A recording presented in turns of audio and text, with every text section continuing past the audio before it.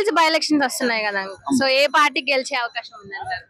ఇప్పుడున్న ఇక్కడ ఓటర్స్ ఎక్కువ మహిళలే ఉన్నారు కాబట్టి మహిళా ఓటర్స్ అందరు ఎక్కడ ప్రియారిటీ చూపెడితే అక్కడ గెలవడానికి ఎక్కువ అవకాశాలు ఉంటాయి. అంటే ఇటు బీఆర్ఎస్ పార్టీ నుంచి ఏమో మాగంటి సునీత ఉంది. మరి మాగంటి సునీత ఇప్పటికే వాళ్ళ భర్త చనిపోయారు కాబట్టి ఆమె పైన మన సింపతి వర్కౌట్ అయ్యే అవకాశం ఉందంటారు? సింపతి ఉంటది ఎందుకంటే భర్త చనిపోయినటువంటి ఏ ఆడపిల్లకైనా కొంత సింపతి ఉంటది. అందులో ఏంటంటే కొంతమంది ఇప్పుడు మొన్న కాంగ్రెస్ వాళ్ళు అసలు ఆ రకంగా హేళన చేయొద్దామేను. ఎవరైనా కుటుంబ సభ్యులు చనిపోయినప్పుడు ఏడవడం అనేది సర్వసాధారణం.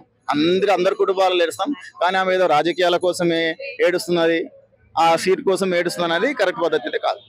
ఇటు కాంగ్రెస్ పార్టీ అభ్యర్థి అయిన నవీన్ యాదవ్ కూడా అంటే ఆయన కూడా ఆల్రెడీ ఎంఐఎం నుంచి పోటీ చేసిండు, అప్పుడు కూడా గెలవలేదు. ఈసారి ఎలాగైనా గెలవాలని ఆయన కూడా సర్వశక్తుల ప్రయత్నాలు చేస్తున్నారు. సో వీళ్ళిద్దరికి టఫ్ కాంపిటీషన్ ఉంటది అంటారా? అయితే వాస్తవానికి నవీన్ యాదవ్ ఇక్కడ లోకల్ ఉన్న వ్యక్తి, కొంతమంది అతన్ని కూడా కావాలనే కోరుకుంటున్నారు. కానీ నిర్ణయం అనేది ఇప్పుడు నవీన్ యాదవ్ ఏది సునీతమ్మక అనేది పోటీ కాదు. ఇక్కడ కొట్లాడుతున్నటువంటి పంచాయతీ అంటే అయితే కాంగ్రెసా లేదా బీఆర్ఎస్ అనేటువంటి ఎలక్షన్ జరుగుతున్నది కాబట్టి చెప్పడం కష్టమే. వాళ్ళిద్దరు ఎలక్షన్లు అయితే ఎవరో ఒకరు చెప్పవచ్చు, ఎందుకంటే ఆయన మగపిల్లగాడు, 10 మందిలో తిరగలుగుతాడు, కొన్ని సాల్వ్ చేయగలుగుతాడు. కానీ ఇక్కడ fight with Congress versus BRS కాబట్టి చెప్పడానికి రాదు, బీఆర్ఎస్ కే ఎడ్జ్ ఎక్కున్నారు. మరి బీజేపీకి ఎలాంటి అవకాశం లేదంటారా? బీజేపీ మన దగ్గర ఇప్పట్లో రాదన్న ఆలోచన, ఎందుకంటే కేంద్రంలో అది ఓన్లీ మోడీ ఎలక్షన్ లో మాత్రమే బీజేపీ ఓట్లు పడతాయి మన దగ్గర తప్ప ఈ లోకల్ ఎలక్షన్ లో బీజేపీ ఎప్పుడు ఓట్లు పడతాయి, తక్కువనే పడతాయి. సో మరి ఇక్కడ నవీన్ యాదవ్ కి మాగంటి సునీత వీళ్ళిద్దరు ఉన్నారు కదా, వీళ్ళిద్దరిలో నవీన్ యాదవ్ అంటే కొంచెం రాజకీయ అనుభవం ఉన్న ఆయన, సునీతకు చూసుకున్నట్లయితే ఆమె ఇప్పుడు ఫస్ట్ టైం రాజకీయాలకి రావడం. సో మరి వాళ్ళది ఎలా ఉంటది అంటారు? ఇక్కడ వాస్తవానికి ఏంటంటే హైదరాబాద్ అంటే కేటీఆర్ అంటున్నారు, అవునా? సునీతమ్మ వచ్చినా నవీన్ అన్న వచ్చినా హైదరాబాద్ ను ఒక ప్రపంచ పటం నిలబెట్టాలంటే 4-5 లాంగ్వేజ్లు వచ్చి ఉండాలి. మన హైదరాబాద్ కు ప్రపంచంలో ఎక్కడ ఉన్నటువంటి కంపెనీలన్నీ ఇక్కడ రావాలి, ఇక్కడ ఉన్నటువంటి నిరుద్యోగులు ఉపయోగపడాలి, ఇక్కడ ఉన్నటువంటి స్థానికులకే అది అవకాశాలు ఎక్కువ ఉంటే అప్పుడు మనకు నష్టం లేకుండా మన ప్రాంతం ఎక్కువ అభివృద్ధి చెందుతుంది. ఈ హైదరాబాద్ లో అది ఎస్పెషల్లీ జూబ్లీ హిల్స్ లో మాక్సిమం నాకు తెలిసి అందరు ఎడ్యుకేటెడ్ కాబట్టి హై పొజిషన్లు ఉండాలని కోరుకుంటాడు తప్ప కిందకు ఉండాలని ఎవరు కోరుకోరు. కాబట్టి ఓటు వేసేటప్పుడు కూడా చాలా చూసి ఆలోచించి ఓటేస్తారు. ఇక్కడ గాలికి ఎక్కడ పడితే అక్కడ ఏ పల్లెటూరులలో వేసినట్లు ఏమి వేయరు. ఎందుకంటే గతంలో కూడా మనం చూసినాం, ఈ హైదరాబాద్ లోకల్లో మొత్తం ఐటీ ఎక్కువ డెవలప్ అయింది కాబట్టి హైదరాబాద్ మొత్తం కరెక్ట్ రిజల్ట్ ఇచ్చారు. కాకపోతే మారుమూల ప్రాంతాలలో విలేజ్లలో ఏమైందంటే మీకు 4,000 పింఛన్లు ఇస్తాం, మీకు 10,000 రైతు బంధు బదులుగా 15,000 ఇస్తాం, మీకు సిలిండర్కు 500కే ఇస్తాం, లేనిపోని ఒక అపోహాలు నింపి అవి ఏ ఒక్కటి కూడా సాధ్యం కాలేవు, చేస్తారనే నమ్మకం కూడా లేదు. ఎందుకోసం అంటే ఆల్రెడీ సీఎం రేవంత్ రెడ్డి గారు చెప్పారు, ఏమని చెప్పారు, పైసలు లేవు అని 2 సంవత్సరాల నుంచి అంటుండు. ఇంకెవరైనా గట్టిగా అడితే నన్ను ఏమైనా కోసుకు తింటారా అని అంటారు. కాబట్టి ఎవరు కూడా సీఎం దగ్గరకు పోయి ధైర్యం చేసి అడగలేరు. జూబ్లీ హిల్స్ బై ఎలక్షన్స్ వచ్చినాయి కదండి, ఇటు ప్రధాన 3 పార్టీలు కూడా హోరాహోరీగా ముందుకు వెళ్తున్నారు. సో ఏ పార్టీ గెలిచే అవకాశం ఉందండి? ఏ పార్టీ గెలిచేది అనేది 14 తారీఖు నాడు తెలుస్తుంది అమ్మ. కాకపోతే ఏంటంటే మనం అనేది కొంత ఎడ్జి ఉన్నది చెప్పొచ్చు. టీఆర్ఎస్ పార్టీకి ఎడ్జి ఉంటుంది, కాంగ్రెస్ పార్టీ కూడా హోరాహోరీగా ఉన్నది. కాబట్టి ఏదైనా కొంచెం తక్కువ ఎక్కువల రెండు, అది అధికారంలో ఉన్నది, ఇది ప్రతిపక్షంలో ఉన్నది. అభివృద్ధి చేసిన పార్టీ టీఆర్ఎస్ పార్టీ అయితే అభివృద్ధి చేద్దామనే చెప్పేటువంటి పార్టీ, హామీలు ఇచ్చేటువంటి పార్టీ కాంగ్రెస్ పార్టీ. కాబట్టి కొంత మనం ప్రజలు ఇప్పటికిప్పుడే డైలమాలో ఉన్నారు. కాబట్టి జూబ్లీ హిల్స్ అనేది చాలా తెలియగల ప్రజలు, చాలా చదువుకున్నటువంటి వాళ్ళు, విజ్ఞానవంతులు, అని హైలీ క్వాలిఫైడ్ అన్నిట్లలో, బిజినెస్ లా కావచ్చు, విజ్ఞానంలో కావచ్చు, లేకపోతే ఇతర రంగాలలో కావచ్చు. కాబట్టి వాళ్ళంతా ఈజీగా బయటపడేటువంటి ప్రజలు కాదు. సామాన్య ప్రజలు, మామూలు మాస్ ప్రజలు అయితే మనం చెప్పగలుగుతాం ప్రజల యొక్క నాడు ఏంటనేది. అడగంగానే అడగంగానే సార్ మేము ఫలానికి ఇస్తామంటే మనకు ఒక ఐడియా వస్తుంది. కానీ ఇక్కడ ఐడియా వచ్చేటువంటి అవకాశం ఏం లేదు, ఏదైనా గెలవచ్చు. అంటే ఇక్కడ వీళ్ళతో పాటు హైలీ ఎడ్యుకేటెడ్ పీపుల్స్ తో పాటు మాస్ వాళ్ళు కూడా ఎక్కువగా ఉన్నాయి, అంటే బస్తీలు ఎక్కువగా ఉన్నాయి. ఉన్న R డివిజన్ లో కూడా ఎక్కువ బస్తీలు ఉన్నాయి, అంటే కూలి పని చేసుకునే వాళ్ళు కానీ, సినీ పరిశ్రమలో కార్మికులు కానీ వీళ్ళంతా ఉన్నారు. సో వీళ్ళు ఎవరికి ఓటేసే అవకాశం?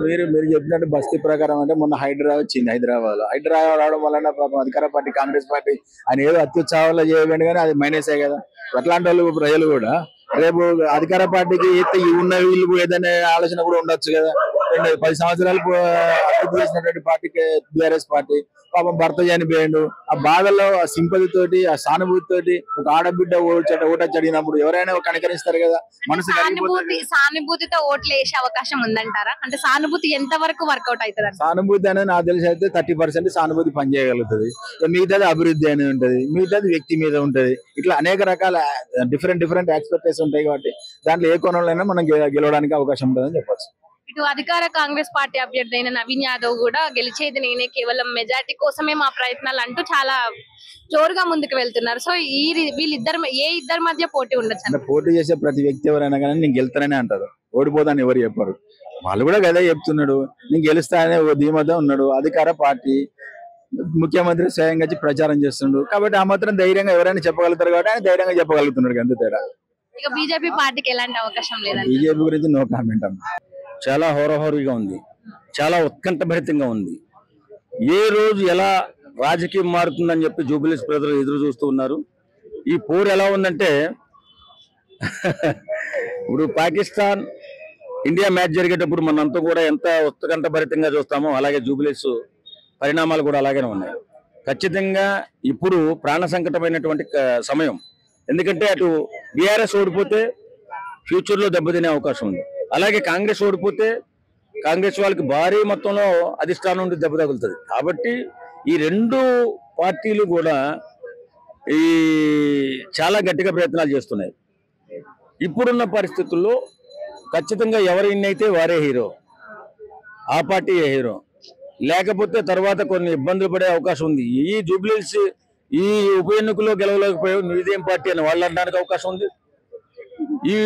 ఈ జూబ్లీస్ నియోజకవర్గంలో కాంగ్రెస్ పార్టీ తరఫున గెలిపించుకోలేకపోయావు, నువ్వే ముఖ్యమంత్రివయ్యా అని అడొక అవకాశం ఇక్కడ ఉంది.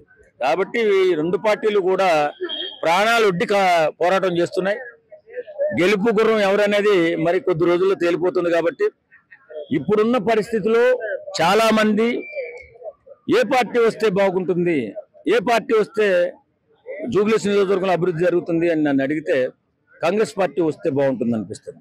ఎందుకంటే అధికారంలో కాంగ్రెస్ పార్టీ ఉంది. ఇప్పుడు మనం ఏదన్నా మన నియోజకవర్గంలో జూబ్లీస్ నియోజకవర్గంలో 7 డివిజన్లు ఉన్నాయి. 7 డివిజన్లలో కూడా ఎక్కువ పేదవాళ్ళు ఉన్నారు.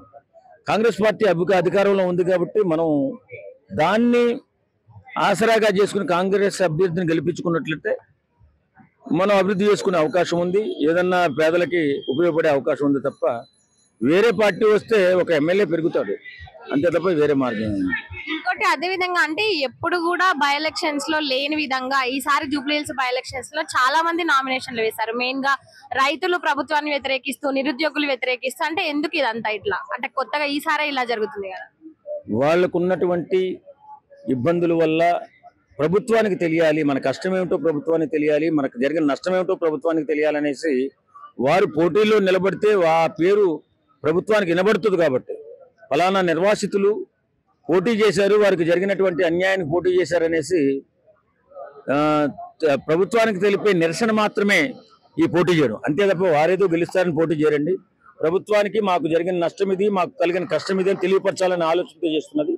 కానీ ప్రధాన పోటీ అయితే బీజేపీ, బీఆర్ఎస్ అండ్ కాంగ్రెస్, ఈ 3 పార్టీల మధ్య జరుగుతుంది.